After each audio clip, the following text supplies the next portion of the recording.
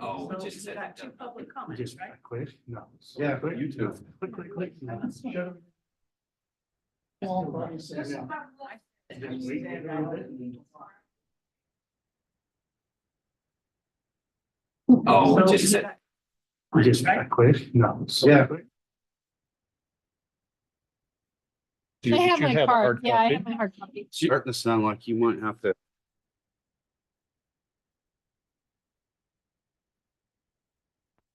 Just quick, no.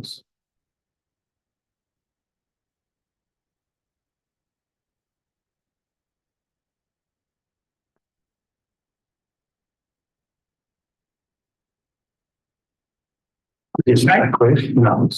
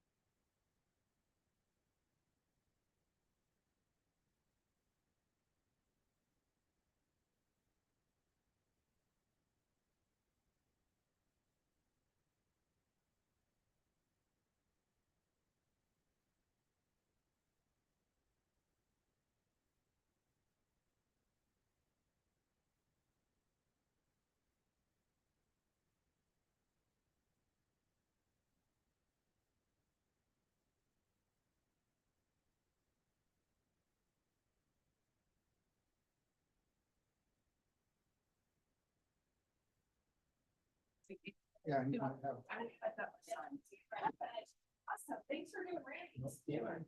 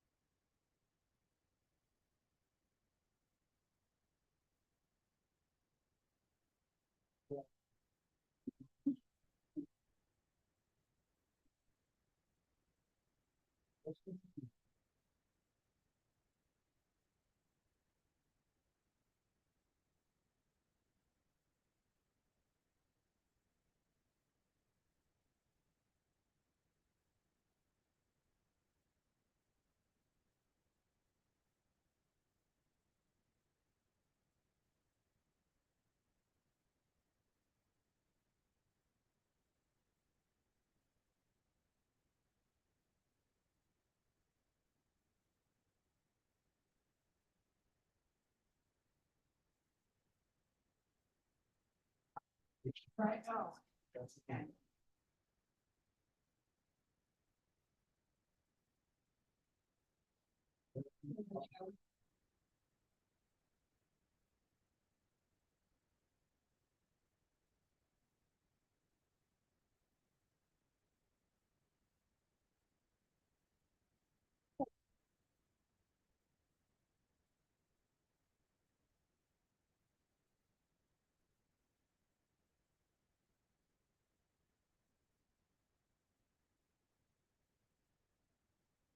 Folks.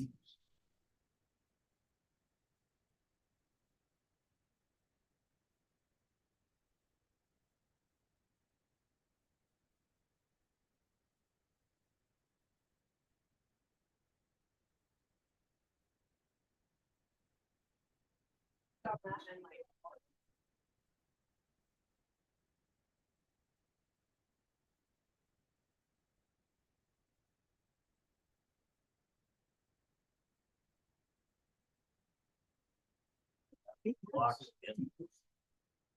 I, when I'm outside, I always hear your engine.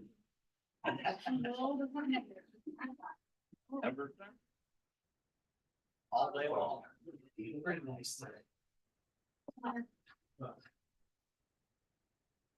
We were down there about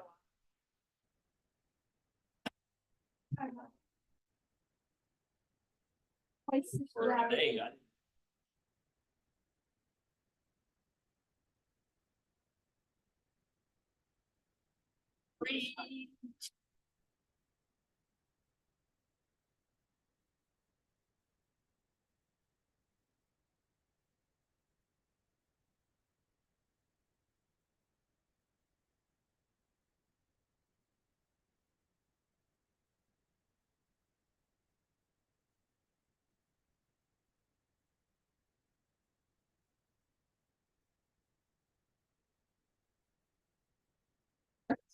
I'm like, oh.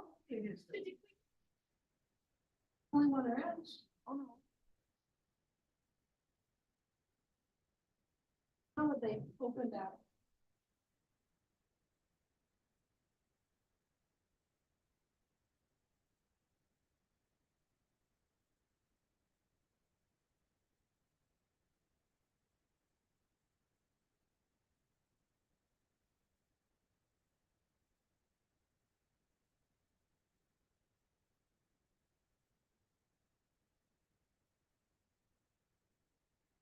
Fried food or deep fried food.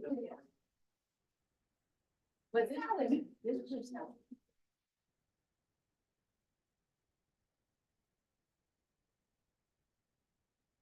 So cold. Let me put this up here.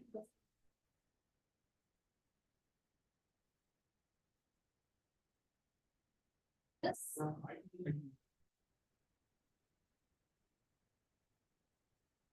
Versus my, everything got changed and I guess I.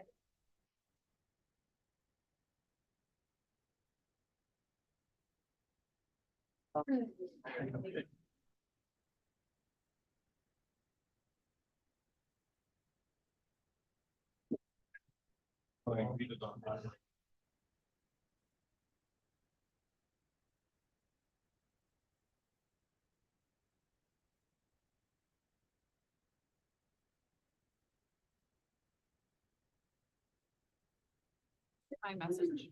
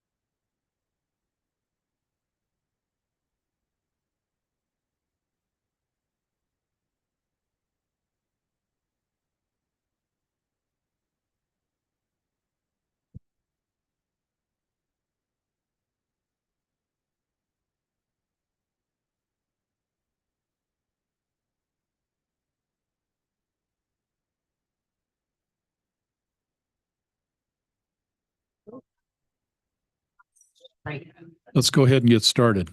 I'd like to welcome everybody out to the Roy City Council meeting for June 4th, 2024. Time is now 4:30.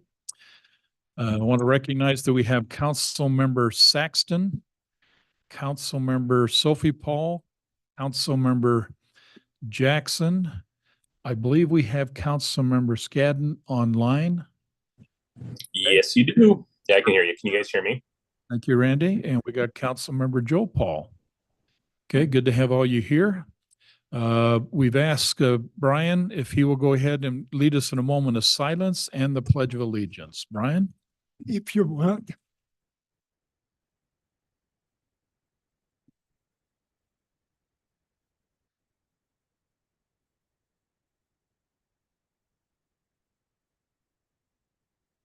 Thanks.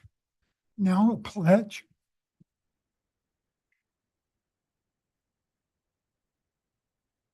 I pledge allegiance to the flag of the United States of America and to the republic for which it stands, one nation, under God, indivisible, with liberty and justice for all. Thanks. Thank you, Brian. Okay, we have only one consent item, specifically dealing with the April financial statements.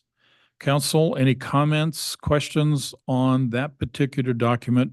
And before you say motion to approve, I have one comment that Amber is going to help us with. So anything else that you want to talk about relative to the financial statements in the consent item? Okay, hearing none. We're just going to talk a little clarity in terms of the Class C road funds I sent you a message on. Can you walk us through that one, Amber? Yes. So the question was, we look like we are short funded on revenues. We have not received all that's budgeted in there. What happens is we have to match revenues with budgeted expenditures. So if one year you want to use some of your fund balance for bigger projects that come up, we have to budget for a fund balance deficit, if that makes sense. So there's a $1.5 million shortfall is what it looks like right now. And 1.2 of that is what's coming from fund balance. So it's what they've saved up over the years that they are going to use this year. They had 3.7 million available to use, and so they're using 1.2 of that. The remaining revenue we do anticipate receiving throughout the rest of the year. Does that make sense? Yeah, makes sense. So when do we expect then we will see, will we see that by the end of the year, even though it may fall into another budget cycle? Yeah, so Class C revenue for some reason does come in really delayed. I'm not really sure, but we receive 6 payments throughout the year. Each payment is for 2 months. The last payment doesn't come in until September, and we accrue that back and we do match it to this year because it has to match the time period it's for, but it is really, really delayed. So we are waiting on 2 payments, which is equal to 4 months of revenue. Okay, so good chance. You think we'll see one of those in June, or we'll have to wait till? Yeah, we could have possibly seen it at the very end of May. I didn't look at the statement to see if we received it yet. It either comes the end of May or beginning of June. Okay, we'll watch for it. Okay, Council, any questions relative to Class C funds? Okay, thank you. Appreciate that. With that then, Council, do I have a motion to approve the consent items? So moved. Thank you, Ann. Do I have a second? Second. Thank you, Brian. All in favor? Aye. Aye. Thank you, Randy. Any opposed? Hearing none, those are approved. Thank you, Amber. Public comment period. If you would like to share a thought, comment, question on any topic, please join us.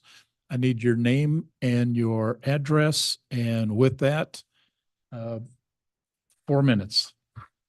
Although we're not sure what 4 minutes we'll get there. Okay. My name is Kevin Homer. I live at 5398 South, 4000 West here in Roy. Thank you, Kevin. Okay. I just wanted to talk just a minute about the resolution that will be discussed later on the meeting. Specifically. Speak down a little closer to the mic on that. You can pull that up there if you need to, Kevin. I want to make sure everybody hears what you have to say. How are we doing? Any better? I can hear you. Okay. Diane, can you hear him? She's Just speak talk up just a little bit louder. Peter Piper picked a peck of pickled peppers. Anyway, I wanted to talk a little bit about this resolution that has to do with modifications to the noise ordinance here in Roy. I think that it is a good move to remove the duplication of the noise ordinance in section 4-4 and put all of it in 5-2-7. There was a couple of concerns that I wanted to mention in there. In section 3, that has to do with factors. There's a whole list of things now that are, it seems like quite a subjective list of whether or not a thing or a noise is too loud. That was, I know there might not be some that would support having decibel meters, but that seems to be a way that we could make something that is subjective to something that is objective and very specific. Very problematic with that. Probably not much we can do with it, but I prefer specificity and not ambiguity. in whatever ordinances and laws that are created here. The next section has to do with exceptions, things that are exempted from falling under this ordinance.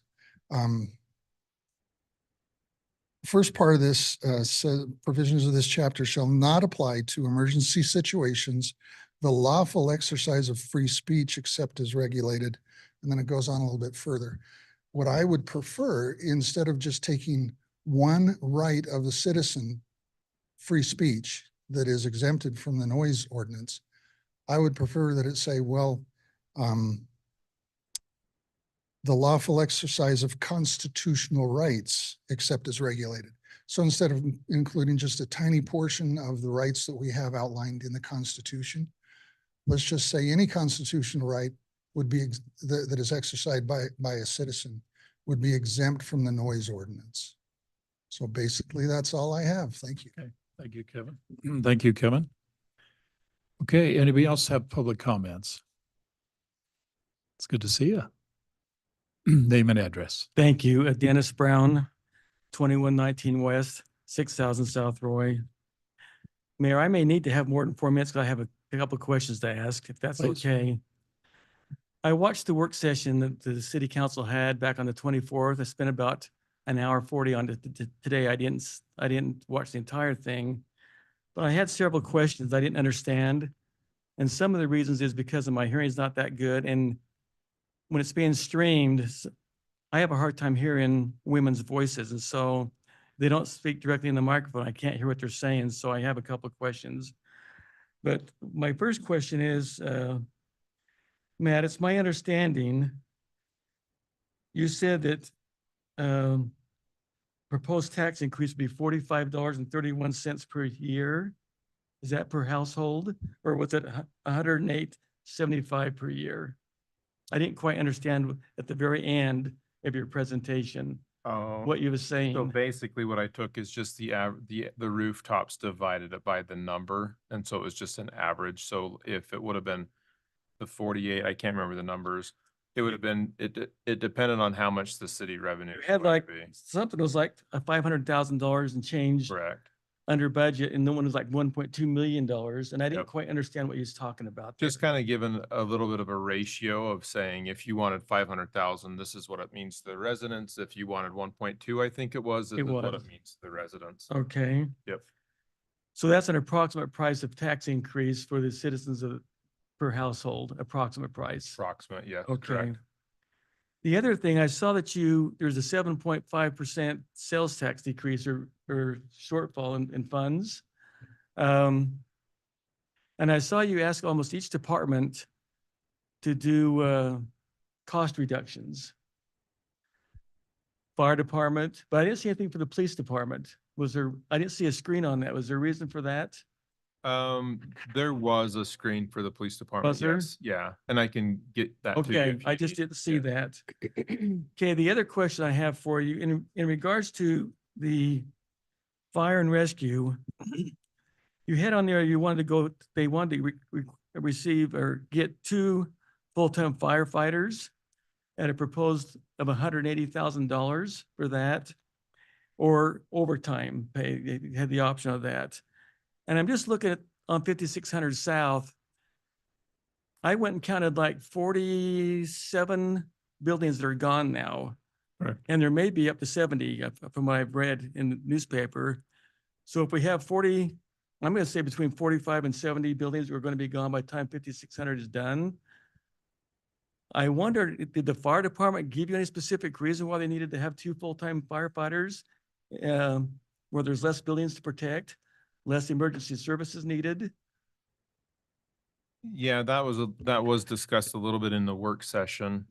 Chief Williams would be able to articulate that a lot better than I would. It basically comes down to training, man hours. They have a ambulance that isn't always in service, and so it's of a goal to get that into service. They were given 2 firefighters, I think 2 years ago. Yeah. That doesn't complete a complete shift Yeah. is another issue. So there's multiple things that were going on with that.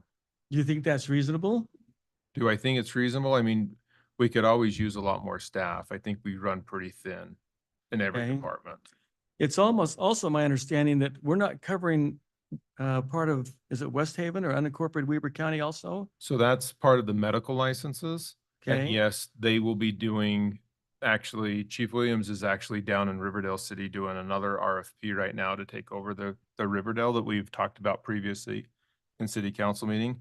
But the West Haven Hooper is going to be closest call is what the chiefs of, they're taking over the medical license. So there's still interlocal agreements with fire and stuff, but the closest call is going to be for that, for the medical license now. Well, they'll have the medical license, but we'll be going on a lot of calls. still then. Okay. But we really don't know what that looks like yet. And we don't Okay. know what the Riverdale looks like yet. And those two officers wasn't part of the initial 500,000. There was three different buckets. There was ASS, 7.5% reduction, and then 500,000 that we were just flat short. Well, that's the question I have, Joe, is that as I saw the different screens on my TV, I saw that the fire department was asking for an additional 2 full-time firefighters or overtime for $180,000. But then I saw on the other screen, they were asked to cut 7.5%, which is like $80,000 or $90,000 down. I don't quite understand how that works in the same figure. I So couldn't hear. to the understand two what was going people on. were part of the ASS that didn't even hit the budget. So there was No, a say that bucket again. that didn't hit the budget. Say that again. So the two people that were asked for didn't Yes. even hit the budget. So there was a bucket of ASS. Then there was, you have to cut 7.5%, and then we're still short 500,000. So the 1.2 would be to give them all their ass. And Okay. the 500,000 would be the absolute what we're short. So that's Okay. the difference of that spread. Okay. Does that help? Because it's important to understand what's taking place. And by that way, that's the first of another work session that we're basically planning to do next week Okay. to kind of finish the conversation about the things that were put on the table. But what's important to recognize that there are three components to this, and then this one piece that's talked about a water line. And so to your question, $500,000, the city council as proposed under the budget, as written today, no ask, no changes, just as it's written, there's a $500,000 deficit. Okay. The council has to figure out how to make that up. What come out of the meeting, as Joe indicated, was there was a number of things that were not even put in the original budget. Okay. They're asking to consider putting those into the budget, and that will be another 5-6 million. We're not sure what that number is going to be. 500,000 or 600,000. 500,000. Yeah, about 550 is what they said, but Right. that's 6 people, and 6 people never added up to 500,000 yet. So we'll figure that number. And then there was the piece that he made clear that every department had to cut 7.5% of the budget that before it was submitted to the city council. So there were 3 components. And the last piece of the conversation, which you haven't mentioned, but it's in there, would be the $120 additional costs per year to basically set money aside for infrastructure improvements on 3,500. Okay. So there's about 4 or 5 different things happening here. But to help you with that question, right now we're trying to, got the council fleshing out what we think we need to talk about. Hopefully in this meeting, we're going to set that next meeting time. And then from that, we'll firm up what we think we're going to have to go in on the 18th, because on the 18th, this council has to approve a budget. Yeah. I don't know if I understand it yet. I'll watch your next meeting and see if I can understand it. It's, So Dennis, I appreciate what took- you're working with, though. I appreciate that. I took pictures of everything in that meeting and I just forwarded them all to you so you can see them clearly. Okay, Okay. thank you. There were some other questions on some other things of the budget, but I'm not going to talk about those right now. I did have a question. The woman who spoke on the recreation supervisor for $12,000, I couldn't hear what she said. So was that a part-time person that's going to make from part-time to full-time? Or do you remember on that? No, I know there's a lot of numbers on that yeah. work meeting, and that was a long time ago. Basically, all she's asking for is permission to do what's already been approved. In the budget, there is in fact, it is approved. And what she's asking would be is, can I exercise that already approved? She's got the funding. It's not an increase in personnel, but it would change the pay of one of the employees. Okay. And so now the council is part of one of these action items. Do we want to continue that conversation? And she believes, because in my mind's eye, the scope of the responsibility has expanded. And she believes, based on that, she believes that she needs to allow that individual to do that. But you can't do that unless city council approves that. So it's funded, it's approved, but until the city council allows that trigger to be pulled, she can't pull that trigger. But that fund is part of the deficit. It adds all to the bill, Yeah. adds all to the So bill. it's funded, but it's not really not funded. In essence, it's the money's there in the budget, but yes, if it's not approved, then that's $12,000 savings. Yeah. Okay.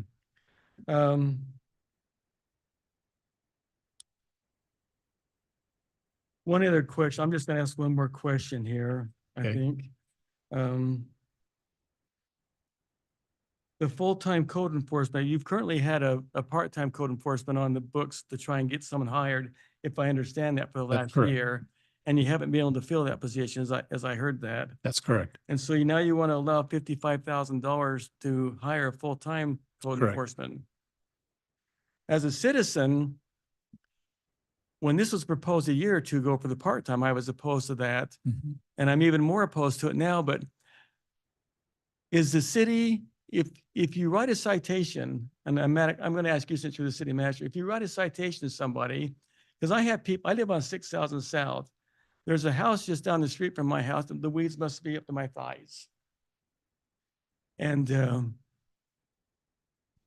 I wonder, why hasn't the city stopped and talked to them? I mean, I haven't turned anybody in, but if you were to have the code enforcement person go there and issue a citation, what's the procedure? Do you actually have any teeth to enforcing enforcing this, or does it just write a ticket and say, I hope they cut their lawn? Or do they go to court, or what? There is a long drawn out process for it. So yes, we do eventually have some teeth. One of the problems is if you say that they have weeds, they don't get cut down in 2 days. A lot of times residents get upset that the city's not taking action, where the city went out, talked to the individual, maybe gave them 14 days to comply. In 14 days, they go follow up. If they didn't comply, they'll issue citation. If they don't follow up with that citation, they go back and follow up and issue another citation. And eventually it leads itself into the court system. Oftentimes this court system is a long drawn out process that isn't necessarily swift, but you could be up to a year of trying to create or resolve that issue. That's right. So basically, in my eye, you're asking for $55,000 for a position we're not enforcing, because it takes so long. They could move out of the city by that time. Absolutely. I mean, eventually speaking, it does come due. Mhm. So Ann and Joe and Brian and Sophie and Randy, thank you.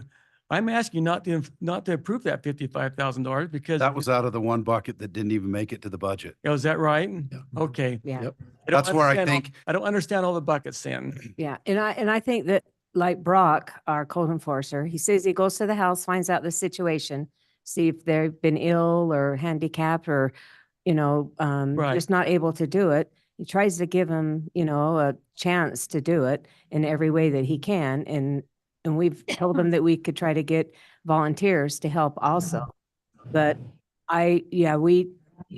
Brock's really doing a good job. And if you turn somebody in, anybody I've turned into him, he's there like the next day. And he's really fair to work with people and finding out their certain situation, but. So thank you, Ann. So Joe, I'm trying to understand the bucket thing here. So the things I talked about with the fire department, the $180,000, the $12,000 for the, Employee in Parks and Rec. Mhm. am I all talking about something that's not even relevant? So It's on the table, but they're it's all not. in the bucket that didn't even make it to the budget that Yeah. we're still short 500,000 on. So there was a big thing of asks that didn't even hit the budget. About Then- $500,000 worth. Then everybody was told they had to cut 7.5%. That Okay. hit the budget. Then the bottom lines were still 500,000 short. Yep. So most of everything you've commented, it is out here in La La Land. That probably won't hit the budget unless we do the $1.2 million shortfall. Correct. And that's the conversation for next week, Okay. because we've got them all on the table, and based on what we get back in terms of the fee, Dennis, the information we've asked each city council to provide will be the topics for next week's meeting. Well, I feel like I've spent this time, it's like a massive confusion to me. You know, and I've been a business person for 40-something years, but it's like a massive confusion right now. Well, What's you're in the getting a bucket, second what's and not? third hand. I mean, unfortunately, you weren't able to attend the meeting, but I think if you could have or contacted one of us individually, we probably could have explained it better to So you. if next week when you have your work session, is that open to the public? Oh, it's always open. Uh-huh. It's just okay. not public comments. So, so Right. people like me can ask a question. No, we appreciate the input. No, because Dennis, here's the issue. The issue is that the city council has to come out of that meeting. And we were in that meeting 4 hours that last time. I know you were. We really come out of there with a plan. And we have to, this work session coming up is to say, hey, you've now got everything in front of you. You need to make a decision of how we're going to move forward. And remember, the final decision, and this is critical, will take place on the 18th when there's a approval of the budget. If in that approval, Amber, help me here, but if the decision is that they need to consider a property tax increase to pay for the deficit that we experience, then we have to set the top level of what that will be. If it's 20%, 30%, 50%, they have to set that top percent. That's all we can do at this moment. Okay. Sometime in August, we will have a truth and taxation meeting. The meeting is dedicated specifically to approving anything to the ceiling that's set on the 18th or less. Yeah. Meaning is, Dennis, if they can't, if they say, we'll set the ceiling at 25% property tax increase and say, well, we're going to make that 10, that's fine. But they can't come into the meeting and say, we're going to set that at 25 and get to the meeting on the truth and taxation. It says, we need to make that 37 or 40 or whatever. You can't do that. So there's a lot of work that the council has to look through and ask questions. And we got to solidify on the 18th exactly how we're moving forward. Now, we Okay. could have other conversations, and we will, but I need an answer, okay, from the council in approving the budget. Okay. And that'll happen on the 18th. I just know that 2 years ago, you know, I got up and spoke, and the school district had a big tax increase also, which affected us citizens more than the city's budget did. And you're always talking about rents being so expensive.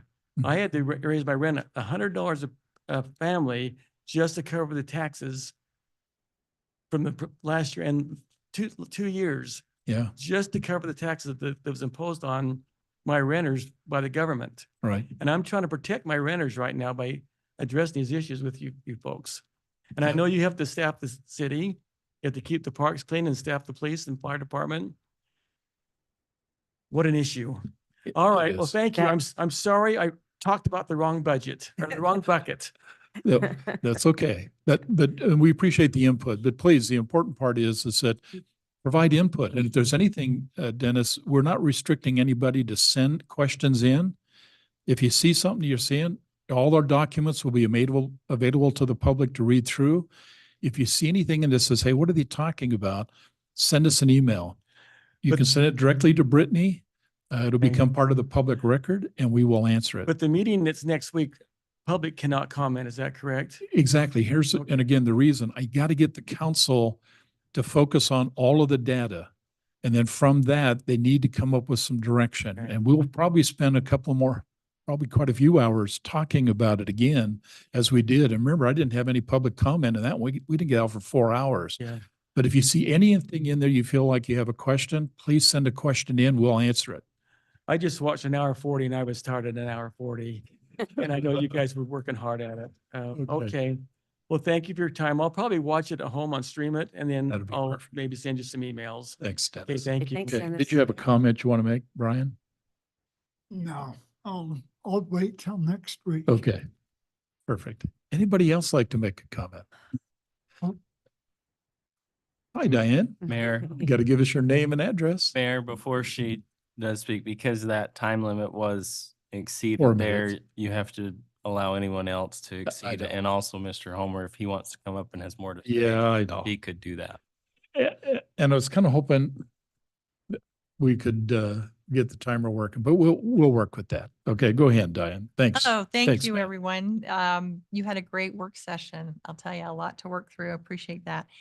I just wanted to, a couple of my overall thoughts are, and I'll be eagerly awaiting the next work section, but we went to a lot of work a couple of years ago to try to do that large wage adjustment. So I do think it's an important thing that we maintain the staff that we do have, try to do the best we can. And I know that even what is currently set aside is, maybe not sufficient, but at least I do think we need to keep that COLA and merit so we're not getting so far behind again. And so I believe maintaining our current employees is certainly better than new positions. So I appreciate that. And then the limiting, if things do get changed part-time to full-time, of course, then you add extra expense because of, all the benefits that come. So if those should rise again, and I'm also, as you already well know, I don't believe that we should increase the code enforcer position if that should come up again. The hardest thing is when won't we need to ask for more staff? Things get busier, we have more regulations, and that's a very difficult line to walk. But I still think the most important thing is to try to take care of the people that we have. When will we be on top of the wage scale? I don't know if that ever is going to happen. It's just kind of chasing your tail on that. But I think at least the plan that has been put in place with the COLA and the merit is very important. And I'll look forward to next week. So keep up the good work. Thank you very much. Thanks, Diane. Thanks, Diane. Okay. Name and address. My name's Michael L. Gann, and I live at 2174 West, 5650 South, Thanks, Roy, Mike. Utah. I just wanted to make a good comment first, especially that the secondary water meters that they put in, I was absolutely flabbergasted. There was no problems. They picked up their mess if they had any, which they didn't usually have any. They were all fluent in English. They might not have all been English, but they were all fluent in English.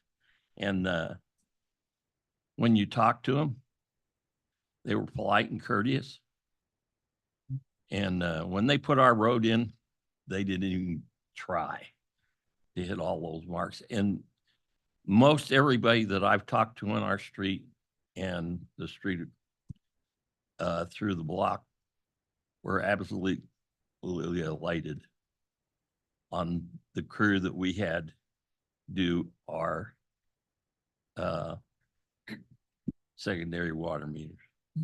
And they worked with us real good. Like I had a leaky shut-off valve that was mine, not and I says, well, do you mind putting this in for me when you put that back in? And no, we'll do that. Good. So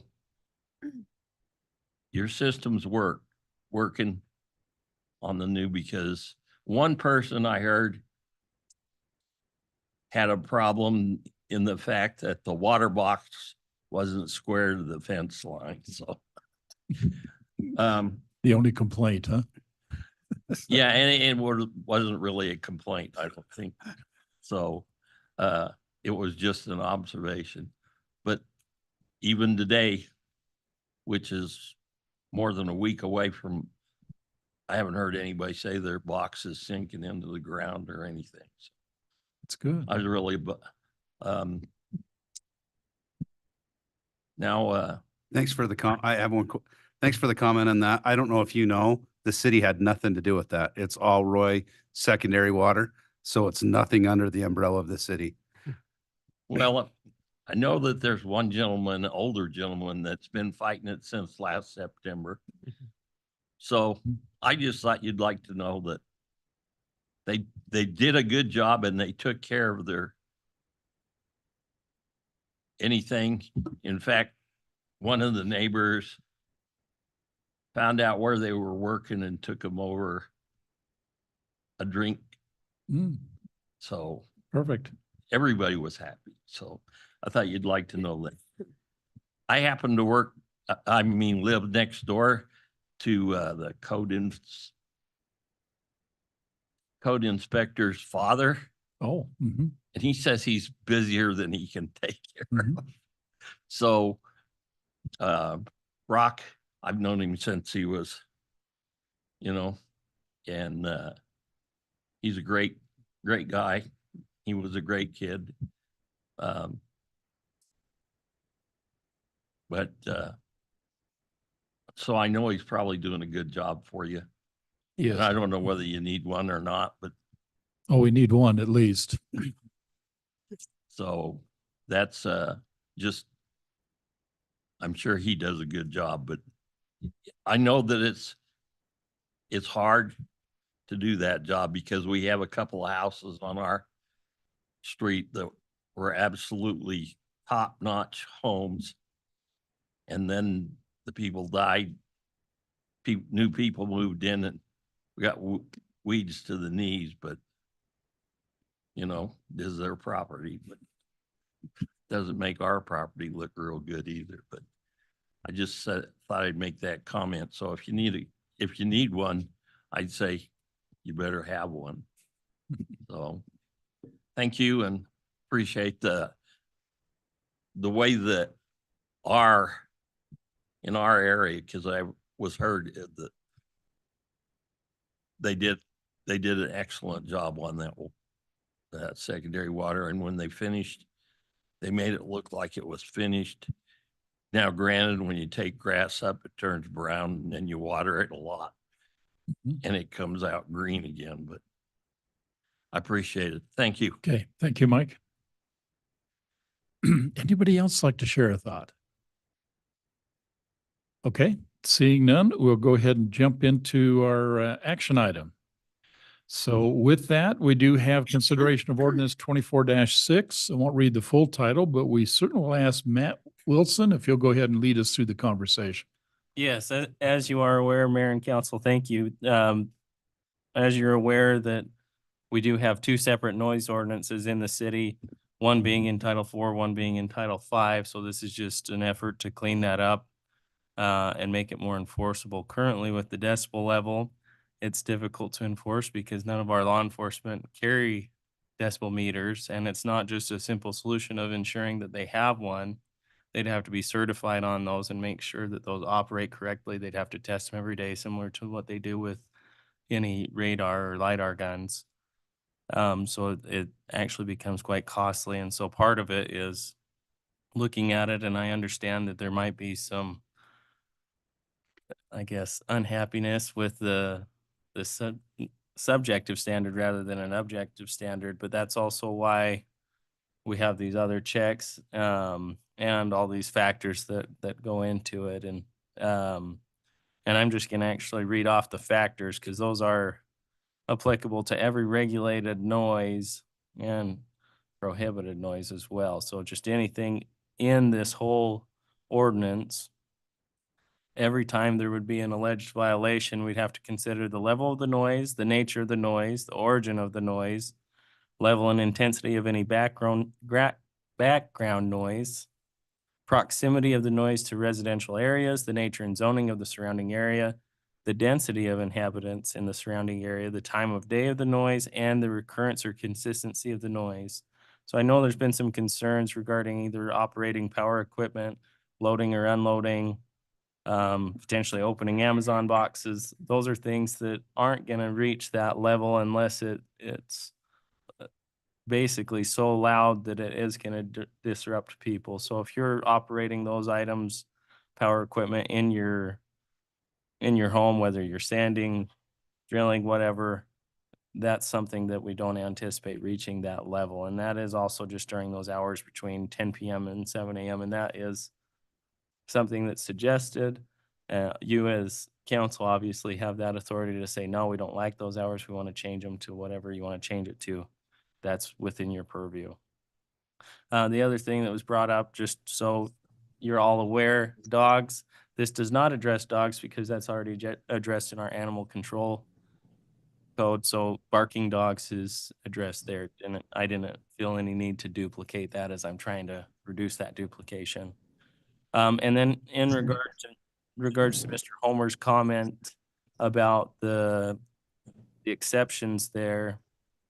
So the way that reads is provisions of this chapter shall not apply to emergency situations. The lawful exercise of free speech is exceeded by reasonable place and manner restrictions and conduct permitted by license or permit of the city of Roy or otherwise authorized by law. Basically, you're still allowed to. We're not saying you can't exercise your rights under the Constitution. That would fall under that umbrella of otherwise authorized by law. You can put, I mean, you're more than welcome to change any language in here, as that is, again, it's your purview. The other thing, though, with that is the time, place, and manner restrictions may not apply to other constitutional rights. We need to take that out as well. And so my recommendation would be to leave that as is, but it is up to you. And then I don't know if there's any questions or concerns that you'd like to address, and I'm happy to. I address those. appreciate your work on it. I got accused of thinking just like you, and I didn't even talk to you on this ordinance. So I said the same thing about decimal meters. Calibration, certification on them. They don't work half the time. It's more of an administrative nightmare to have it in there. My recommendation would be to leave it out. And that's pretty much what you just said. So, Well, and the other issue is when our law enforcement do arrive, that sound may not be going it's anymore. usually so, gone by the yeah. It's time. like you have to be there to hear the noise. And so Right. it's like, So, But- well, I'm sorry. Randy, So tell me when you're done and I'll come over the top. go ahead. Oh, you're good. Well, and like my only concern with the noise ordinance is that, I mean, I think we'd be wise to take and define some type of duration or repeated occurrence of the noise, especially if we're taking out like the decibel. And kind of with that being in mind, I say that because most everyone carries a cell phone that can turn around and actually record like the actual sound and the duration. And if it's a repeatable offense, they could easily take and provide that. And I guess from a law enforcement perspective, do they need to calibrate video and video evidence as far as like from a documentation perspective? Because again, I like I said, I'm just thinking broadly in that terms as far as being able to have some type of metric, since we're not leveraging like a decibel rating, some type of thing where we can say, oh, if the sound continues for 3 minutes, 5 minutes, and it recurs every however many minutes, something to that effect, just so that there's like a metric by which to better gauge it by. I don't know what everybody's thoughts are there. So I will just say there is one of the factors that is the recurrence or consistency of the noise that I think does address that. But if So do we get a lot of noise ordinance violations in the city? currently, no, and it's not my intent to increase that and prosecute everyone in the city. Honestly, for the majority of these complaints, a response from a law enforcement officer generally is going to handle that, not going to be an issue ongoing. It's Is- really more those people that continue just to ignore and do whatever that. So like if they have a party every Friday night at their house till midnight? I mean, I used to have a neighbor like that. And I said, I'm going to call the cops on you unless, I'll let you be noisy till 12 o'clock. I think that's fair. And so from then on, he, complied with my request. And I think that anyone that has, I mean, obviously, if you live by a park or live by a grocery store and the dumpsters come in the morning, I mean, there's really not much you can do about things like that because you move there and you live by that park. And we don't really, 10 o'clock at night is a fair time and 7 in the morning. I wouldn't be happy if someone started, their weed eater before 7 o'clock in the morning. So I think those are fair times.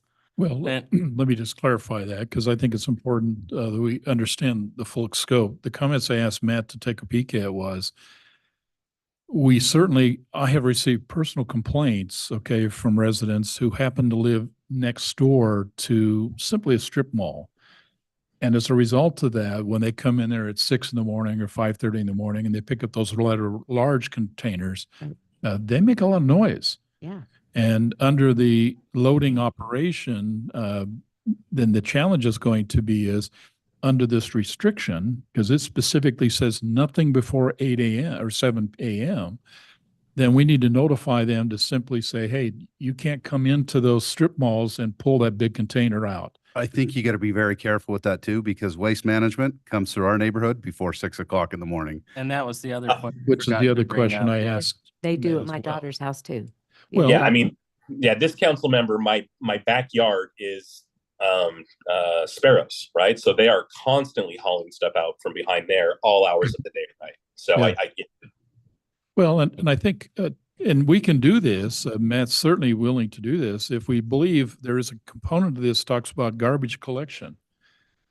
And the point Matt was also looking at would be, as I have them come through my neighborhood at 6, we're on the south end of the city, and they start on the south end and move north.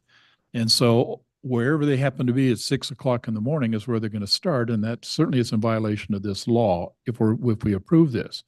But it's an argument to suggest is maybe garbage collection could be changed that says it's okay to come in at 6 a.m. And then then we don't have to get a special permit to allow them to pick up. garbage. But all other noise generations, they can't do it before 7. I But- was just, I was just gonna mention too, I have vehicles, motorcycles, trucks, and cars that come through the neighborhood long before 6 a.m. that are louder than the garbage truck. Yeah, that's true. So Rice rocket, low riders. Right. Well, and from an ambiguity perspective, what are we classifying as waste? Are we classifying construction waste? Are we classifying waste that's through a contract that, like, through waste management for the city? Again, I think that trying to carve out like explicits it's a little bit of a slippery slope unless you can think of some way to do it creatively, Wilson. My recommendation would be if you want to change that to 6 a.m., I would just change everything to 6 a.m. and make it. That's what I was thinking, and just regulate it at 6 a.m. Yeah. And it'd be fine to do that. And it certainly would help. There's one other provision that Matt and I got that one down. If Matt Gwent would say we'd have a lot of Matts. But we talked about UDOT. As you may be aware of on 5600, they're actually trying to move now where they're doing things in the late night when the traffic is down. And as a result of that, we got a lot of heavy equipment in there, a lot of noise. If you read the construction work, it specifically says, okay, not to do that.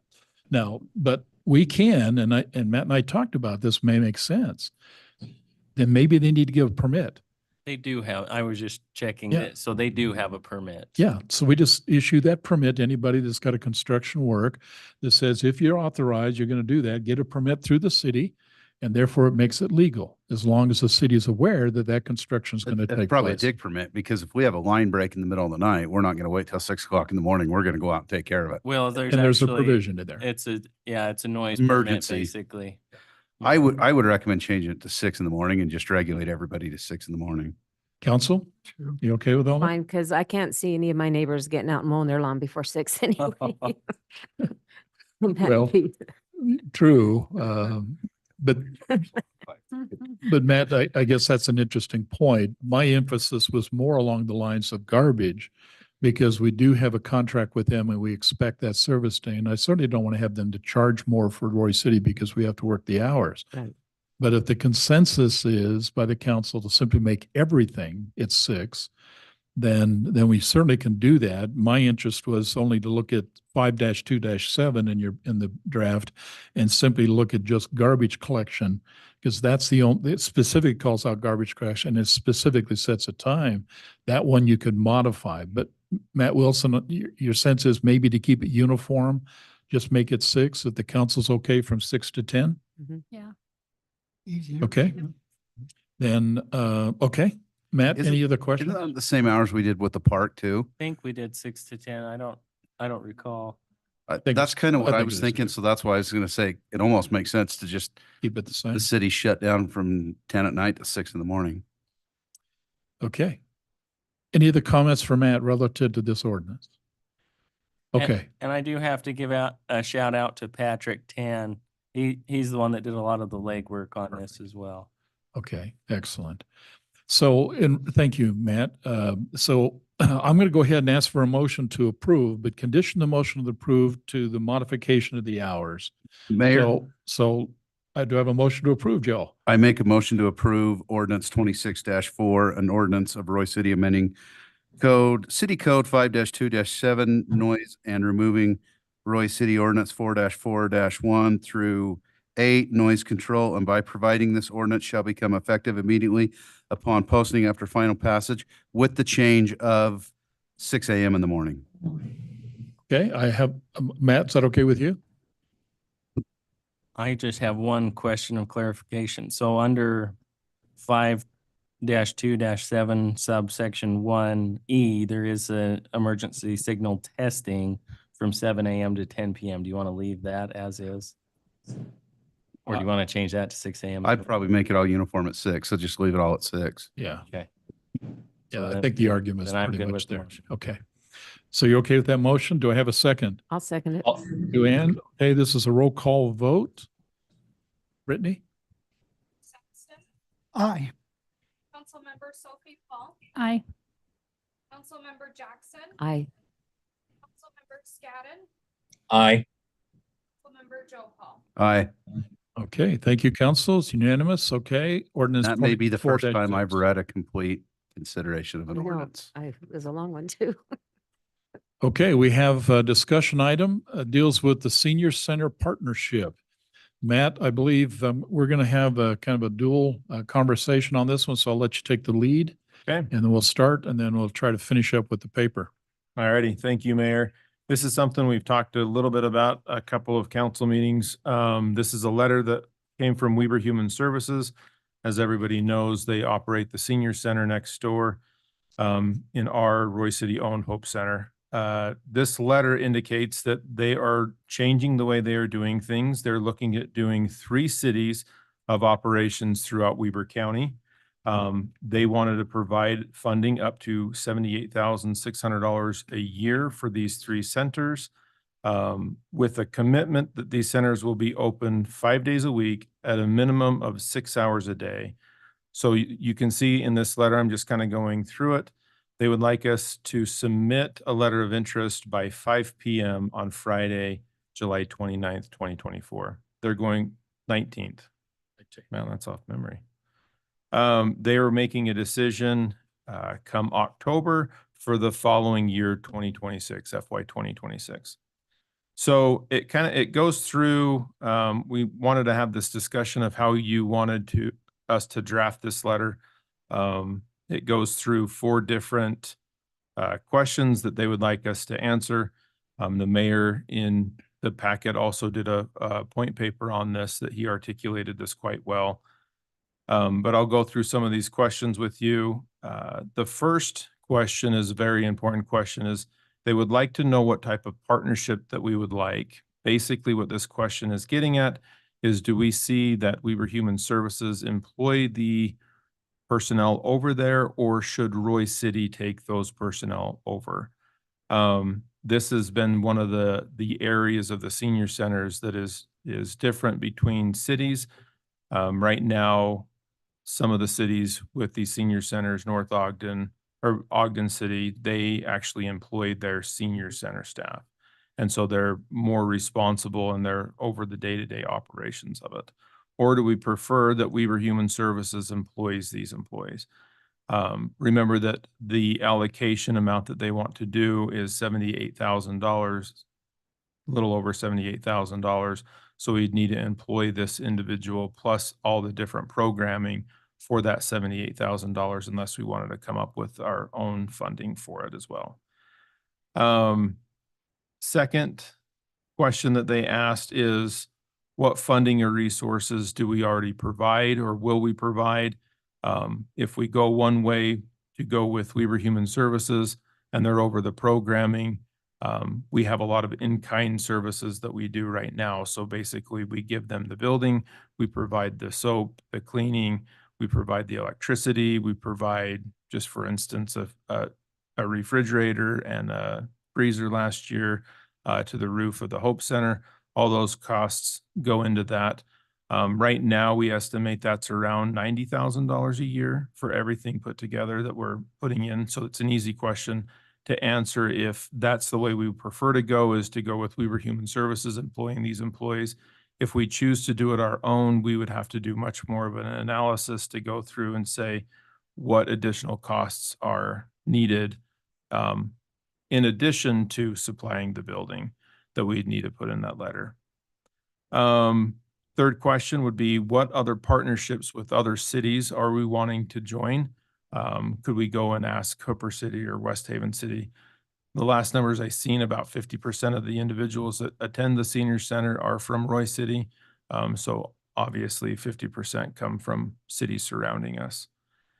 And then the fourth question, do we want to have a funding component related to other cities' funding in relation to the city participation? So like, would West Haven pay into the bucket here if we, if their citizens utilize this throughout the organization or throughout Weber Human Services? So Ogden, Roy, so on and so forth. So that's the main four questions that they wanted to go, that they want us to come up with this proposal or this letter. And then there's 6 objectives at the very bottom that we must adhere to if we're willing to participate with the senior center. And that being that all patrons are welcome. That's the first one. Donations are voluntary, so we cannot require donations for seniors to come. They would like us to recognize the partnership with Weber Human Services. The city must provide data information.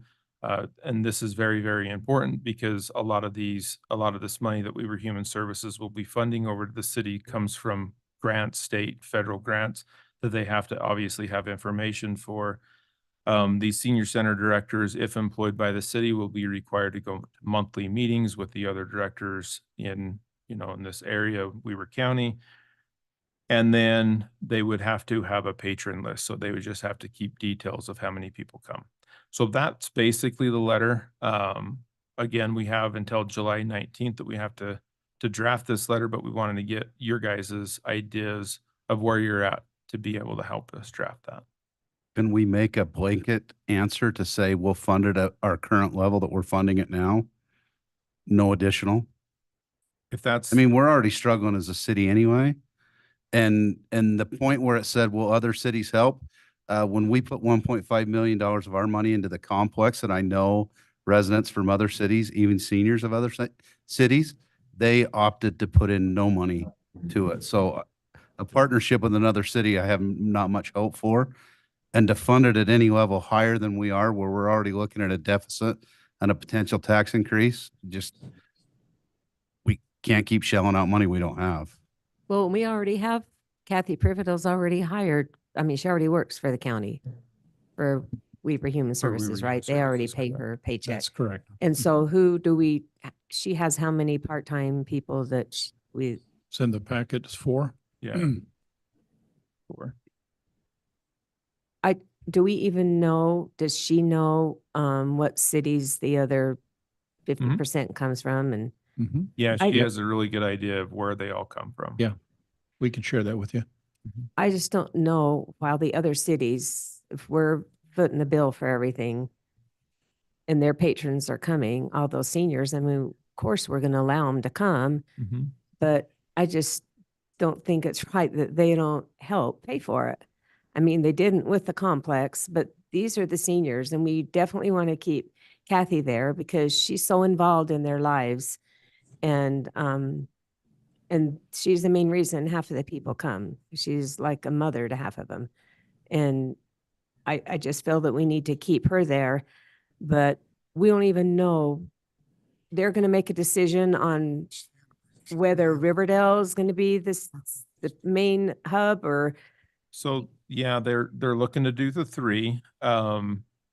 Riverdale has shown interest. Other cities can show interest too. During the meetings that the mayor and I went to, there's been multiple cities over the years just asking for small portions of money just to operate a senior center a day a week. A lot of these federal grants require them to be operational for 5 days a week. Right. And so I think it's just their way of cleaning all this up. One of the headaches that Weaver Human Services has been facing is that there's so many different type of agreements that they're in with multiple cities that they want to just make one consistent agreement between cities. So Riverdale right now, Is going through the same thing with us, that they would have to basically submit a letter of interest and say, this is the level of funding that we're willing to do. This is what we're willing to participate in.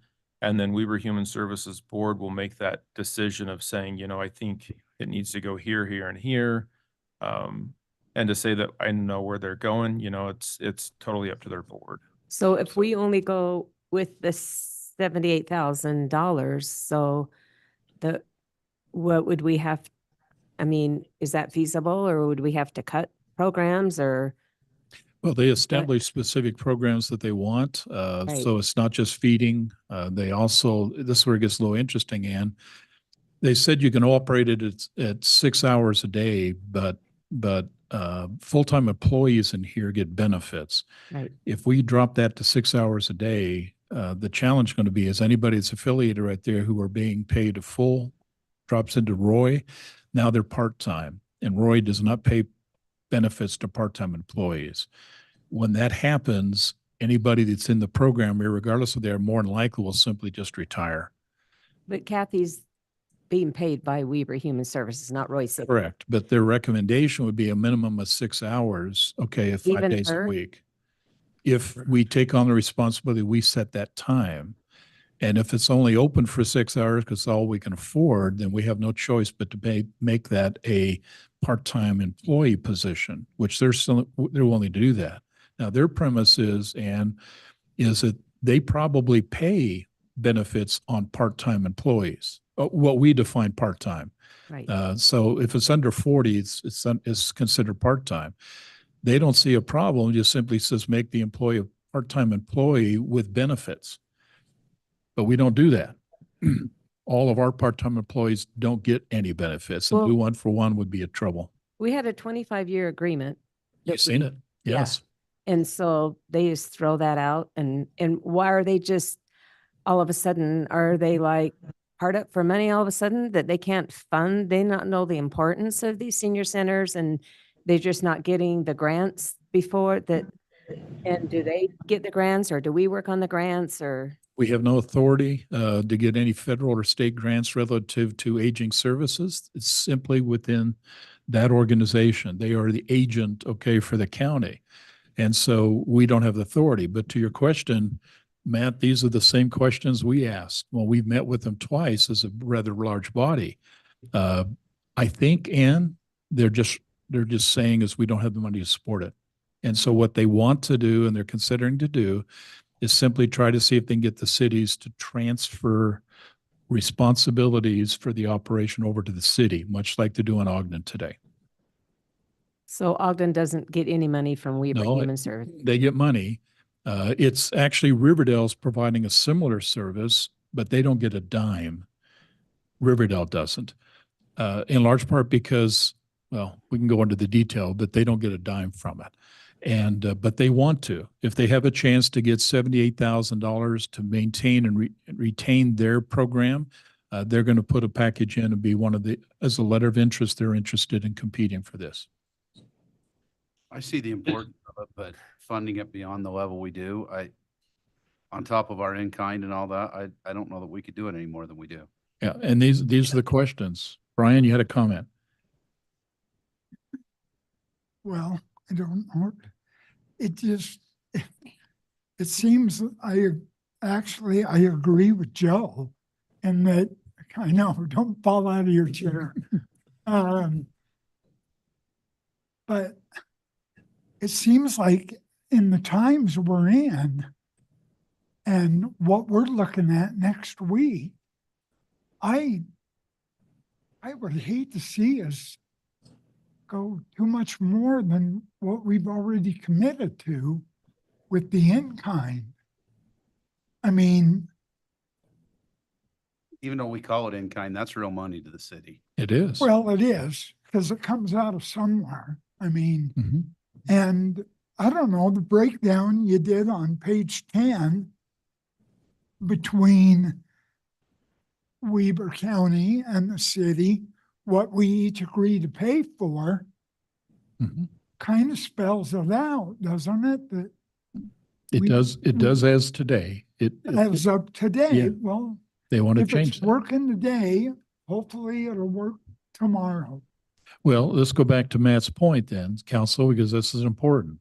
The city in the very first statement says, he says, do we do we write a letter of interest? And if we do, then we state that the manpower that's going to, the personnel that's necessary to support this then needs to be retained by Weber Human Services. And that is our going in strategy.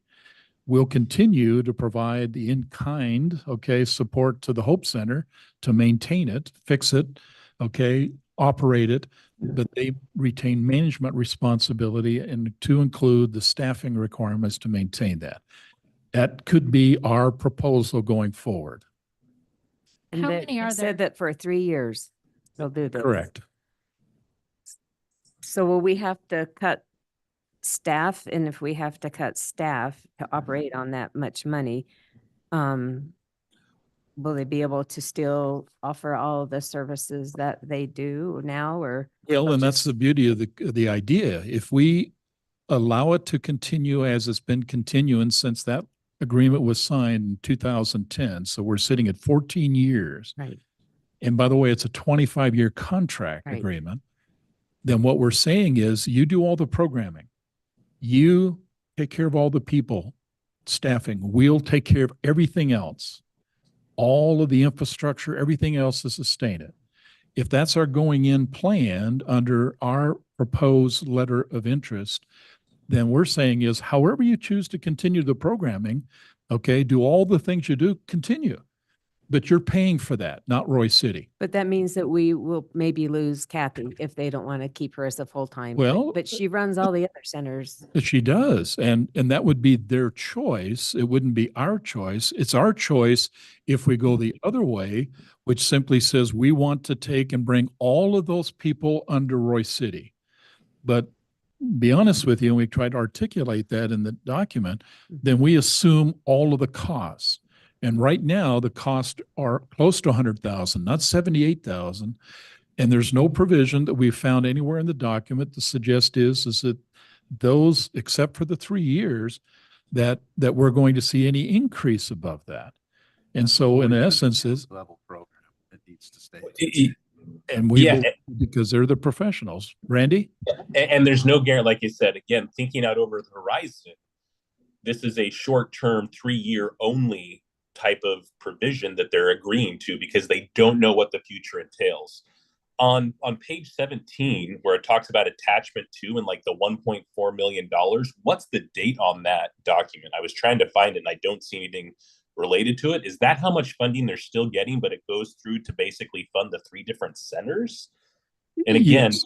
yeah, Well, okay. no, it's to your question is that they get funding, but Aging Services provides a lot more than just the Yes. senior centers.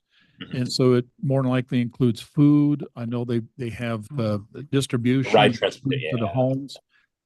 They probably have some services they're providing, Randy, that deals with more on the health side or why Weber Human Services can provide health benefit opportunities. So I think the total cost they get in grants may be closer to 1.2, but that portion that is fundamentally tied to senior centers, okay, they're saying is 78,600, and that's what they're budgeting to for each And center. that, correct me if I'm wrong, but that is just for employees. That's just to staff. That's just for staffing. That's not for any of the other tertiary type of things. I think that, unless I'm misinterpreting that. Well, we don't know the Would you details. know? Okay. Here's what we do know. We do know that if in fact they want to, because Weber Human Services provides ceramics, they provide oil painting, they provide a variety of services. I mean, you want to do yoga or, I mean, I give you a list of all the things they do. What we don't know, Randy, to your question, is how much they have to pay or subsidize that. What we do know is the instructor for the arts that are done there, part of the pay they pay that individual comes out of them paying for some nominal fee to join the class. And so part of that money goes to the instructor, but not all of it. And what I mean by all of it, but not enough to cover the full extent of what that instructor would be. And so therefore that has to be subsidized out of that 78.6. Right. Well, and that's the thing is like $78,000 is only like $37.50 an hour. And that's the thing is if we're talking Kathy, plus she still needs additional staff and that's all they're giving us, then 100% the onus if the program is going to stick around has to be on Weber Human Services. Because again, for us to turn around and fund just a Kathy position is going to cost us just in total loaded cost for that position is going to be greater than 78,000. I would imagine. Somebody correct me if I'm wrong. She doesn't get paid more than $78,000 a year. Again, but it's loaded. It's loaded. But yeah, we're going to write a letter and then they'll choose whether it's going to be us, Riverdale, or Washington Terrace, which would Correct. probably be us or Riverdale, in my opinion. But That's correct. and so what if they choose Riverdale? So then we won't hold anything here anymore. And then Well- we'll just all go over to Riverdale. Correct. Because, and to your point, Ann, that's a great question. They want to get this down to 3. They've talked about 4, but they certainly say in their package 3. And I think Davis County has 2. And so what they're saying is that we want to solidify 3 and we've got a hybrid of different ways to do it. Certainly, if you look at North Ogden not only has North Ogden, but they've got Pleasant View, I think, subsidizes North Ogden for that one. Ogden, but they're structured the same, which means the people working there work for Weber Human Services. As Matt indicated, on Ogden, all the employees work for Ogden. And so none of them, but they get subsidized by Weber Human Service, given the money to help pay for those extra people. And so, and then you got Roy, and Roy's basically is that we take care of everything except the human capital, and Weber Human Services take care of that. And at Riverdale has a program and they don't get a dime. And Washington Terrace has one similar to us, which is they let Weber Human Services cover all of the personnel and they maintain the building. And so they got a hybrid of all these different ways and they just want to standardize it. But to your point, we don't know exactly how they're going to decide. What they're asking would be is if you have a letter of intent and you choose to says you want them to retain the personnel, then tell them that. If you want to assume the responsibility of the personnel, tell them that. And then answer the other 4 questions that Matt went through in terms of how you want that to be done. And then that would be our proposal. That we can answer the 4 questions. The hardest question we have on the table, the council, we're looking for some guidance here, would be is, do you want to retain, take over the personnel responsibilities for the senior center, or do you want to basically, our proposal says, Weber Human Services, you keep the personnel responsibilities and programming, and we'll take care of everything else. Well, yeah, I think that should probably be the way we should go, is to have them take over. But I'm just saying, if they choose Riverdale, I mean, I have never been in their senior center, so I don't know if they can handle I don't know how many people we have, like 20, 30, 40 that come for lunch every day. I mean, hopefully they can, and our people will be able to travel. I mean, Riverdale is probably the closest. Correct. Can't see them going up to Washington Terrace. But then, like we said, nobody's helped us. So then would we be having to help give them money for all our citizens that go over to their center? Well, that's a great question, and it comes down to this, and this is where Matt and I have to kind of finalize this. We're ready to put a letter to finish the task because it's one of the 5 tasks we have. We're willing to send a letter to Hooper formally, a letter to West Haven formally. We can even send a letter to Washington Terrace and Riverdale because we're looking at the south end of the county and say, if Roy City is selected, would you be willing to subsidize us, okay, to help us to be able to meet the requirements under our proposal? Right. And if they say yes, then we'll use that as part of our response. If they say no, because they're planning to be able to do it, then we need to do that. But please understand the conditions that you read. We cannot deny anybody to come in. No And matter some where of they're those people coming in are coming outside of Weber County. Right. And so we don't put a gate up there that says this, we're allowing this and not this. We're saying anybody that walks in is welcome. So you don't know where they're coming from. We certainly have tracked a lot of them. I think honestly, Kathy has some good data that we have that shows that, but it also shows they're coming from Davis County. But it also said in there that they have to fill out a form They do. in order to get the food, and so they would have to put in there where they were from. That's correct. And that has to be turned in That's to the correct. county. And we have already existing data that shows us who's already done that. And then there would be an expectation on the manager of the organization, Kathy, to basically be willing and able to continue providing that data. Well, I'm going to strengthen my comments because that building was built on the backs of the residents and, from the words of Captain Danny Hammond, on the backs of the employees. Might be the only thing he said a couple of weeks ago that I agree with. But many employees and many residents made sacrifices for that place. I think the city has done our part. The county needs to step up and continue to fund it, or the thing doesn't. As much as I think everything the city offers is great, but at some point the well dries up. And we're hearing from people that you can't keep taxing people. At one point, do we say, it's a county-run program, county, you fund it, or we can't continue to operate? Okay, I think we have Joe's position, and what's your I have- position? I have a quick question before you Please. say where, so of those 4 facilities, is there any of them that are saying right now, we're not interested in going? Our building isn't maintainable? Okay, nobody Yeah, is no, saying. every one of them. Everyone is- wants it.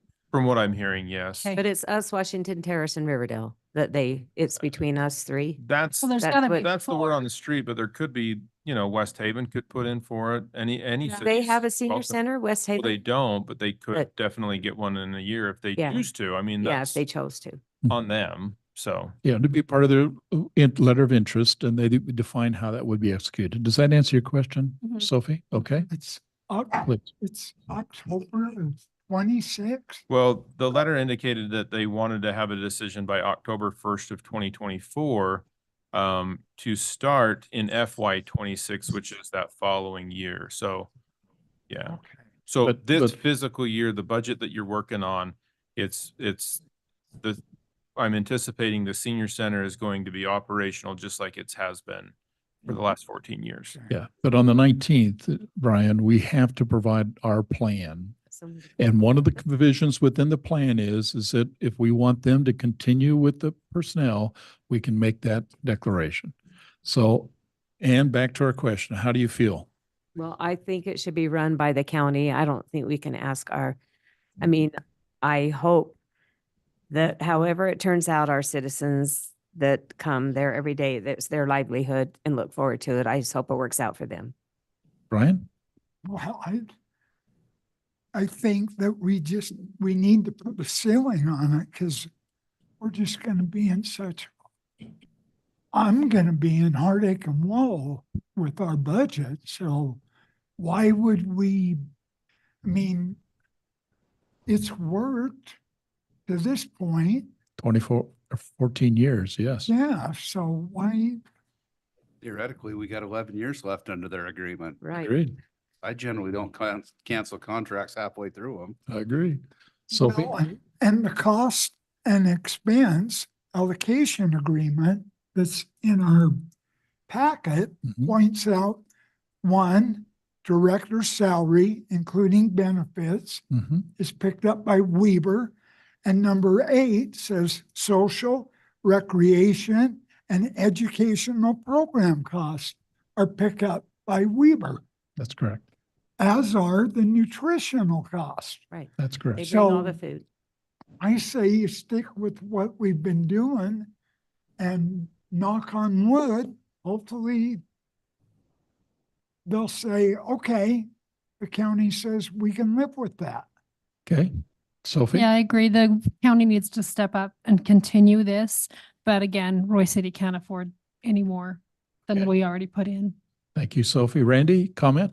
Yeah, same echo of Joe and Sophie. That again, as well as Brian, that the responsibility is with Weber Human Services. They need to continually basically live up to the contract that we signed as part of the Hope Center.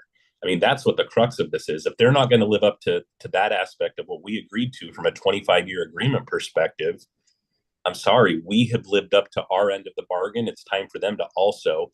And we can't as a city turn around and bring on and fund those positions out of the city coffers. It's untenable. So yeah, I'm in alignment with everybody else that the onus should, from a operational perspective, should still be on the county. Okay, thank you, Randy. Okay, council, I think we got clear direction. Matt, any comments? We think we have a direction which way we want to go. I think I'm good. Yes. Thank you. Okay, we'll draft up the letter. You will see it before we submit it. We'll make sure that's what we're going to say, but we're going to move forward with it then. Okay, any other comments or questions relative to the discussion item on senior center? Okay, hearing none, city manager and council report. Matt? Yes, thanks, Mayor. In previous city council meetings, we talked about 4300 West, particularly across the street with the Beacon. I just wanted to let everybody know that obviously you know that the Beacon was installed. We've also painted the red curb both ways, about 26 feet on the one side that was missing. And then also this last week, the fog lines for the street. So it'd be illegal to pass on the right-hand side now. So that is now all completed. Thank you. Concert in the Park is this week, this Thursday at the Southwest Library. 7 o'clock. 7 o'clock, yes. Mhm. Then on the 21st, the Senior Center is going to have their annual picnic at Emma Russell Park at 11:30 a.m. That's on a Friday. Also, everybody, 11:30 a.m. What day? on the 21st. Yeah, 21st, Emma Russell. Also, everybody knows about the air show. It's the 29th and the 30th. It's going to be a very busy time around here. Put that on your calendar, please. And then we also wanted to talk a little bit about the budget discussion. It's going to be an important meeting, June 18th, that we would like all city council members to attend. And then last but not least, we've sent an email out to discuss the possible budget work session next week. We would like to discuss the possibility of what date we should be holding that work session. Brittany has gotten some feedback. Initially, we're talking Thursday or Wednesday, I believe. Some things have happened with Wednesday. We will not have the rate. They say the 10th, but in my history with the 10th, we don't usually have that property tax rate until maybe the nighttime. So the 11th would be probably the first date we get that. I've seen it though, where we don't even have it on the 11th though. So What about mid-afternoon on Thursday? I have to be out of here by like 5 o'clock, but if we met at like 3 o'clock on Thursday? that's fine by me. And Yeah. And then we could all go to a concert in the park after. I'd have No, that's this week. my calendar, but Thursday's probably the best day for me next week because I got things Tuesday and Wednesday, so okay, maybe I'll go Thursday. home and look. Sophie? I am at a conference, but I think I could, like, I wouldn't have a lot of comment. Like, I don't know that I could listen for sure. And zoom in. Uh-huh. Okay. Okay, Randy? I can actually be physically there, and that's better for me if we're talking Thursday. You're saying 3, Joe? Is that what you're saying? Yeah, I mean, if we're not thinking it's going to go more than 2 hours, if it's going to go more, we may want to move it up to 2. Yeah, I'm wide open. I can do any time after noon on Thursday. Okay, Brian? Just, Thursday work? yeah, if we can do this in 2 hours, I'll do a dance. It depends on your worksheets. If there's a lot in the worksheets, then it's going to take time to work through those, but depending on that. But we'll assess that. Sounds like Thursday works. We just need to lock in on a time. Is that okay? And you'll know your calendar? Text Brittany and Okay. I'm good. 2 Okay, o'clock. so let's plan Thursday. And then we'll, based on what your responses are to the worksheet, that'll give us an idea of what the topics will be. And then in that topic, we'll basically try to adjust that and keep it right around that 2 to 3 o'clock time period. Okay. Okay. Anything else on that, Matt? Nope, thanks, Mayor. Okay. Let me just ask you real quick. Eagles is doing a Flag Day ceremony. That's going to be on the 14th. And maybe you can help me. It's at 6 p.m. Is it going to be out here to this monument, or is it going to be behind your fire station? No, they've asked to move it down behind the fire station. Fire station? Because with all that glare and the problems we had before, so we wanted to move it down there. Perfect. Do you know if they're going to be, are we going to do burning flags, those that have been ready for, to be taken out of service? Years ago, they combined it with a flag burning ceremony. And my scout troop come as Yes. well. And we're gonna try to combine and get. You can do that the same day then as well? Perfect. Okay. I just want to make sure. Flag Day, the 14th. Yeah. I just want to make sure Okay. it's going to be right behind to the west of the fire station here on yeah, 19, at what time? 6 o'clock. 6 o'clock. Thanks, Chief. Okay, perfect. If you can make that, that'll be on the 14th at 6 o'clock. Went to that last week. That's all I've got. Council, anything you have? I just have a question. So my grandson wanted me to ask this because he keeps getting puncture weeds in his tires when he goes along the trail. He's like, Grandma, why don't they get the weeds off that trail? Because he has tubeless tires too, and they're like $80. And so who's in charge of that? Is our city? Which trail? So are you Like talking in the Roy. RNG? Yeah, the RNG trail. Yeah, the RNG. So the city has basically a lease agreement for that, but UTA owns the property. Mm. UTA is very particular of what we can and can't do down there.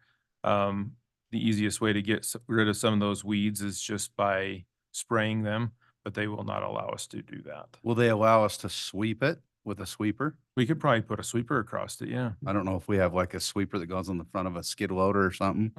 Do we? Yeah. Yeah. We could see what we could do there. Along that, I know the section on 5700 gets Blocked bad, off. and it's probably bad all along Howard Slough. There's access points along the slough, so maybe it's the Layton Canal Company. Yeah. It's the okay. Layton Canal Company. They do not maintain their weeds, and they grow over the sidewalk, and you have the same problem. My dogs get stickers in their feet constantly just walking on the sidewalk because they do not maintain. And I know a lot of people that back up to that complain that they don't mow it enough. We can reach out to Layton Canal Company and see if they can do anything about their property. And then we can see if we can put a sweeper on the trail as well. That's usually a place for the day of service as well. That's obviously in a while. But, August, right? yeah. Okay, Matt. So what I'm hearing from this would be, then would you look at putting a sweeper on the DNRG trail? And then I think what I heard you say, Joe, see if we can contact the Layton Canal Company to see if they'll mow their weeds. Okay? Yeah, we could possibly go after them. If they're tall, we could go for code enforcement issues down there. Send Brock after them. Yeah, at least we can reach out to them. Okay, good. Anything else, council? Okay, thank you. Great meeting, got a lot done. Do I have a motion then Motion to to adjourn. adjourn? I beat him, Joe. I'll second it. Thank you. I got Joe give me the motion and seconded. All in favor? Aye. Thank you, Randy. Okay, no opposed. We are adjourned. Thank you. Thanks all.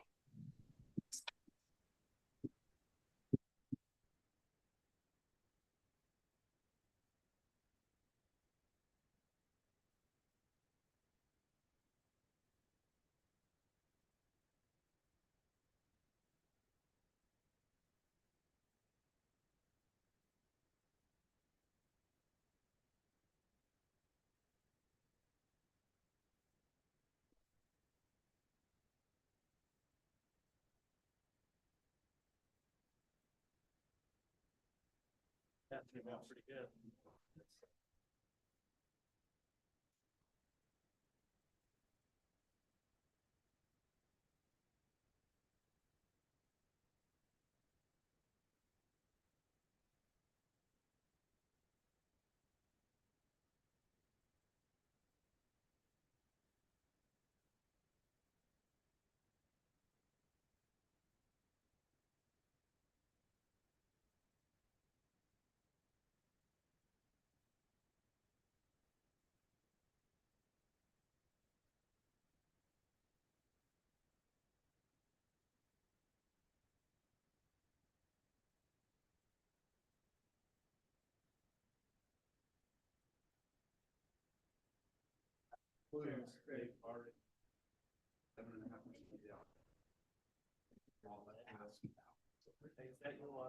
All the employee positions, upgrades or additions. Watch that. And it also accommodated.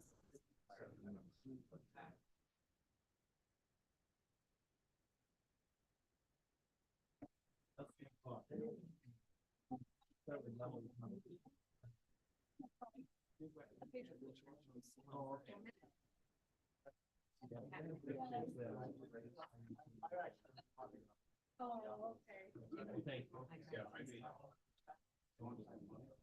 I'll be honest. You can. What?